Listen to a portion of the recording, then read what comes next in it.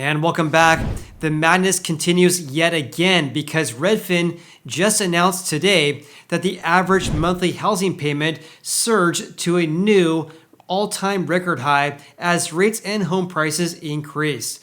Also, we're still seeing a drop of home buyers and home sellers as pending home sales and new listings fell in each of the 50 most populous metros. This is based on a brand new report from Redfin, so in today's video, I'm going to share all the details. And before we get started, I invite you guys to subscribe to this channel if you haven't done so already, because I post frequent housing market updates so you guys can make a more informed decision about whether to buy or sell a house right now. And with that said, let's begin today's video, which is my weekly video I make for you guys based on Redfin's latest housing market update. This report covers 400 plus US metro areas. It's also for the 4-week period ending May 14th this year. Let's first talk about home prices because the median home sold price was just under $372,000 on a national level, down 2.7% from a year earlier, the smallest decrease in a month. I'm kind of laughing because this smallest decrease in a month, this decrease of around 2.7 to 3% has been paid at that number for about a month or two. So there hasn't been a lot of fluctuations regarding year-over-year changes in home sold prices in the US. Now here's something they added though, because this is something I've been talking about on the channel for about a month, because prices have been increasing this year, even though they're down compared to 1 year ago. So year over year, prices down, yet prices have been increasing ever since really February this year. So here's a new sentence they actually just added. Prices are up about 7% to start the year, a typical seasonal increase. Let me share exactly what I mean, because last week, here's what the verbiage said here. So prices were down 2.7% from a year ago, the 11th straight 4-week period of decreases. But they should be saying the 11th straight 4-week period of decreases on a year-over-year basis. Also kind of funny that last week they reported a decrease of 2.7%, and also this week also down by 2.7%, but the smallest decrease in about a month. I'm guessing they're rounding to the nearest hundredth of a percent in order to get this smallest decrease in about a month. Redfin did report that home sold prices are down year over year in about 28 of the 50 most populous metros. So approximately 56% of the 50 most populous metros have recorded decreases on a year-over-year basis. The biggest decrease was actually in Austin, Texas, down by 17.8% year over year. That was followed by Oakland, California, just east of San Francisco, down by 16.3%. San Francisco down by 13.1%. Las Vegas saw a decrease of 11.4%, and San Jose, California declined by 9.6%. Those are the biggest decreases since at least 2015 for Oakland and Las Vegas. In contrast, sale prices increased the most in Milwaukee, Wisconsin, a gain of 9.2%, and that was followed by Fort Lauderdale, Florida, a gain of 9%.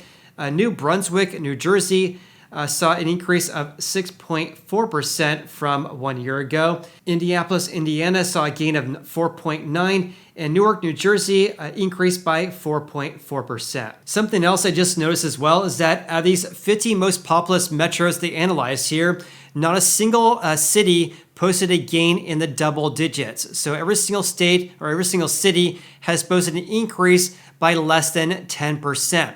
Now, this is night and day difference compared to 1 year ago, because 1 year ago, not a single city recorded a decrease on a year-over-year basis. And of course, many cities posted double-digit increases on a year-over-year basis 1 year ago. So here's a look at home prices going back to 2020. The orange line right here is 2023. Here's 2022. The blue line is 2021. And the bottom, of course, is 2020. So home prices have been increasing by about 7% to start the year here.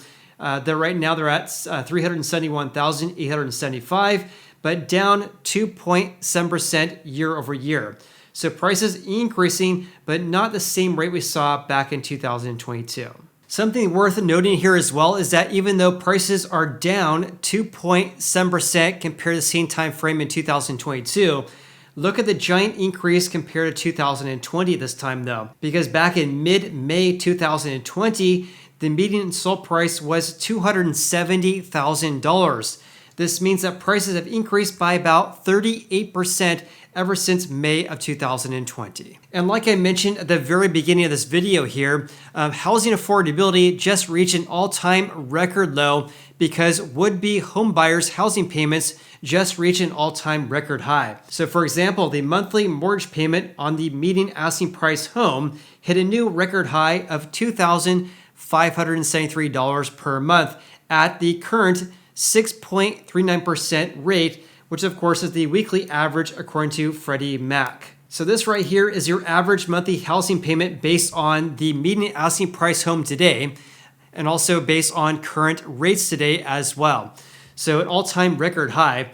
Something you guys should be aware of though is that 6.39, this is actually much lower than daily rates as of today, which is May 18th. So for example, with people with exceptional credit, according to the Mortgage News Daily, as of today, again, which is the 18th, average 30-year fixed rates are at 6.82%, which is absolutely insane because this is actually the highest rates we've had going back right here.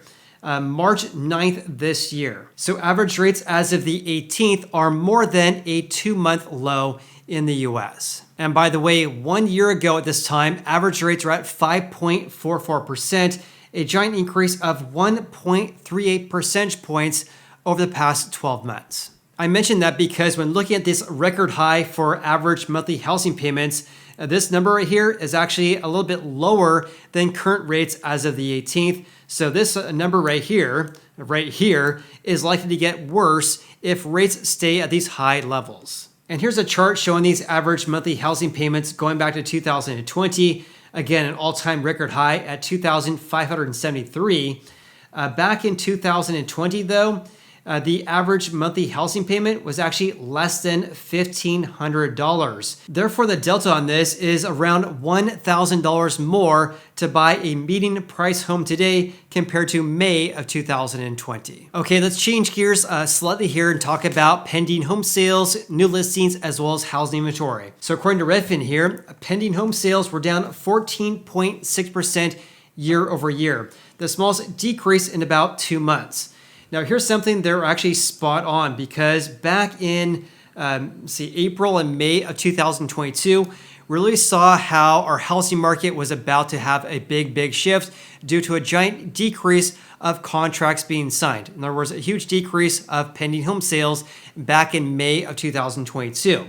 So despite the fact that this 14.6% decrease is actually the smallest decrease in about 2 months though, it doesn't really say a whole lot because back in May, or back at this time in 2022, we saw a huge decrease of contracts being signed as buyers were backing out due to the spike in rates. And this is exactly what Redfin states here as well. It says this does not mean that pending home sales are improving. Instead, it reflects buyers backing off from last spring as mortgage rates rose. So have a look at this. Here's average rates for mid-May 2022. Average rates are at 5.45%.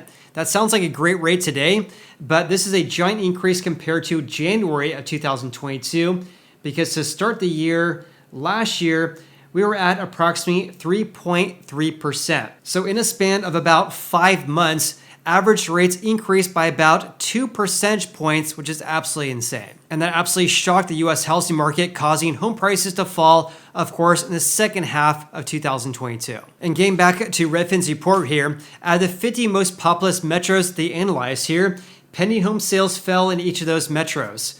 So they declined the most in Seattle, decreased by 33.4%. San Diego saw a decrease of pendings down by 31.2%. Portland, Oregon saw a decrease of nearly 29%. Sacramento, California, where I live and work as a real estate agent, down by 28%. And Milwaukee, Wisconsin, down by 27.3%. So a lack of contracts being signed in every single one of the 50 most populous metros in the US. Also, new listings fell in each of the 50 most populous areas as well. So for example, in Seattle, they fell by 42.9% year over year. San Diego saw a decrease of new listings falling by 41.2%. Oakland, California down by 41.1%. Las Vegas, 40.8%. And Anaheim, California saw a decrease of 39.3% in the number of new listings compared to 1 year ago.